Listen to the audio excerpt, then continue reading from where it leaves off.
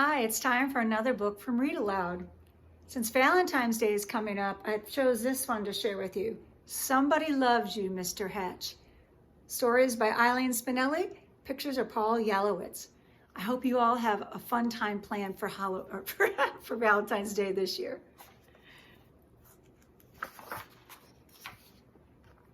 There's Mr. Hatch. Mr. Hatch was tall and thin, and he did not smile. Every morning at 6:30 sharp, he would leave his brick house, walk 8 blocks to the shoelace factory where he worked. At lunchtime, he would sit alone in a corner, eat his cheese and mustard sandwich, and drink a cup of coffee. Sometimes he brought a prune for dessert. Looks a little lonely, doesn't it? After work, he would make 2 stops.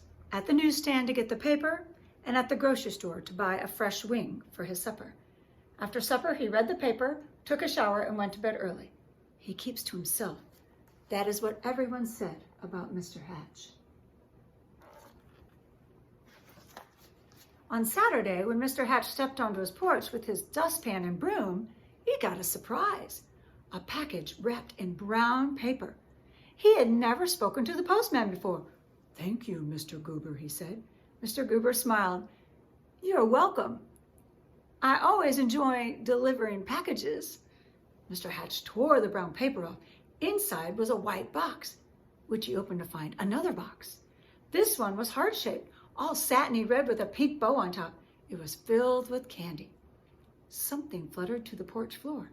It was a little white card. He picked it up. It said, "Somebody loves you." Only then did he remember it was Valentine's Day. Do you like getting packages? Do you like getting candy? I think Mr. Hatch did. Mr. Hatch wondered and wondered, now who could have sent this to me? He was all alone. He had no friends, and yet someone had sent him a Valentine. Who? He put the box on the coffee table and he tried to do some dusting, but every time he left the room, he had to keep peeking to see if the box was still there. He dusted and dusted, and the dust cloth seemed to whisper, "Somebody loves you. Somebody loves you." At last he flung the dishcloth away and exclaimed, "Why, I've got a secret admirer." And then he did something he had never done before. He laughed. He laughed and danced and clapped his hands, and then he took a piece of candy from the box and he ate it.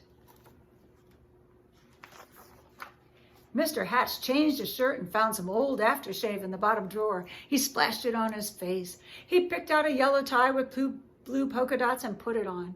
And then he went for a walk. Maybe, he thought, I will meet the person who sent me this candy. Of course, no one had ever seen Mr. Hatch wearing a tie or smelling of aftershave or smiling, so he got a lot of attention. Mrs. Weed tripped over her dog. Mr. Dunwoody nearly fell off his ladder, and little Tina Finn spilled all her toys out of her wagon. Mr. Hatch waved hello to them all. On Monday, it was back to work. At lunchtime, Mr. Hatch sat in the middle of the cafeteria. He spoke to everyone and passed out chocolate from his heart box. On the way home, as usual, he stopped at the newsstand. Mr. Smith handed them the usual newspaper. "I think I'll have a pack of mints," said Mr. Hatch, not as usual. Mr. Smith was shocked. "Was that you speaking, Mr. Hatch?" "Indeed it was," said Mr. Hatch. "I said I would also like a pack of mints. And if you don't mind my saying so, Mr. Smith, you don't look very well today." Mr. Smith recovered from his shock to reply, "You're right, I don't feel very well. I have a cold. I was supposed to go to the doctor's this afternoon, but the stand has been so busy, I haven't been able to go." Mr. Hatch smiled. "Well, why didn't you? I'd be happy to watch the stand for you while you go." Mr. Smith could hardly believe his ears. "Would you?" "Certainly, just show me what to do." So Mr. Hatch ran the newsstand for an hour. He wondered if any of the women who stopped to buy a newspaper or magazine or a candy bar had sent him the mysterious Valentine.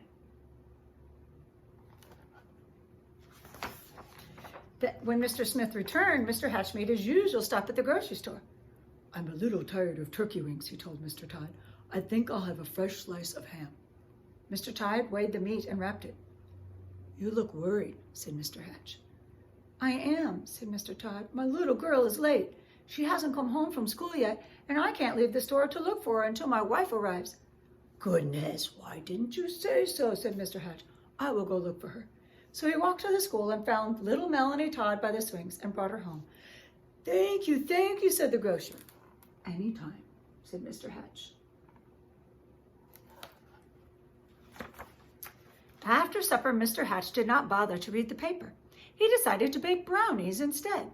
It would be nice to have brownies to share the next day with the people at the shoelace factory.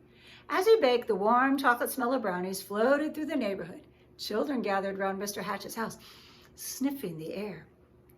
"Well, I suppose the factory can wait," said Mr. Hatch as he looked out the window, and he brought out 2 platefuls. "Now, what are brownies without lemonade?" he said, and he stirred up a nice cold pitcher.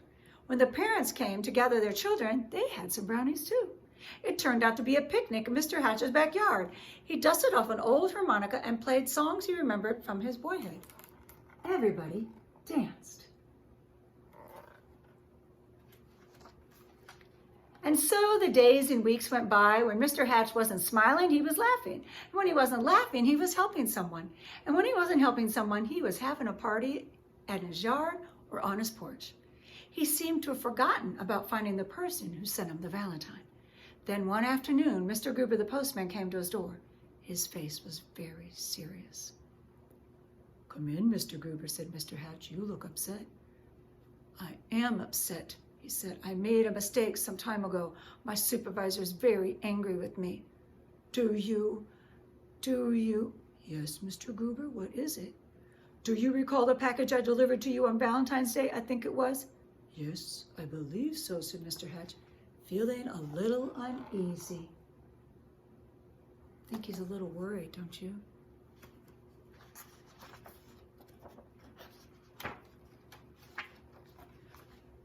"I don't suppose you have it," said Mr. Gruber sadly. "As a matter of fact," said Mr. Hatch, "I still have the box. The candy is gone, though." "Why do you ask?" The postman took a deep breath.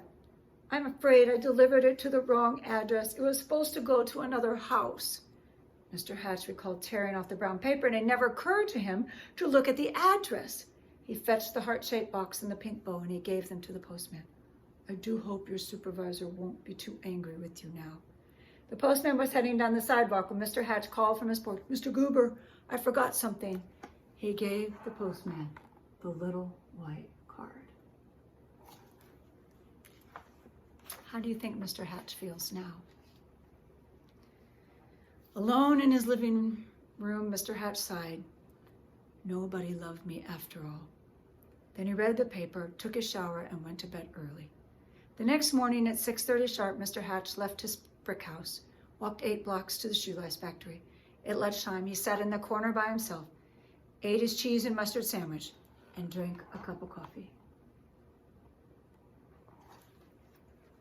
He looks pretty lonely, doesn't he? After work, he stopped at the newsstand for his paper, but he did not speak to Mr. Smith. And when he'd ordered his turkey wing from Mr. Todd, he did not smile. Nor did he pat Melanie Todd on the head, or bake brownies, or have picnics, or parties, or play his old harmonica anymore.